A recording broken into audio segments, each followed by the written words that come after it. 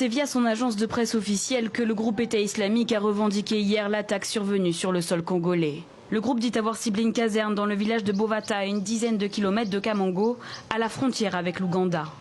Rien de précis sur la date, mais un bilan, 3 soldats congolais tués et 5 autres blessés. Des sources militaires onusiennes et congolaises ont confirmé au journal Jeune Afrique qu'une attaque a bien eu lieu dans la nuit du 16 au 17 avril dernier. Mais selon l'ONU, elle a fait 2 morts parmi les militaires et 1 parmi les civils. Cette revendication est une première pour le pays et les autorités restent prudentes. D'autant qu'elle a eu lieu dans une région marquée depuis des années par les attaques des rebelles ougandais de l'ADF NALU.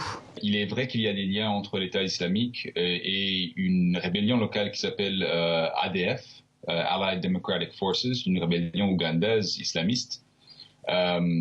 Mais le fait qu'il y a des liens ne veut pas dire nécessairement que l'État islamique contrôle les ADF d'une façon opérationnelle. En visite à Washington au début du mois, Félix Tshisekedi, président de la RDC, réclamait d'ailleurs que l'ONU inscrive l'ADF NALU au registre des organisations terroristes.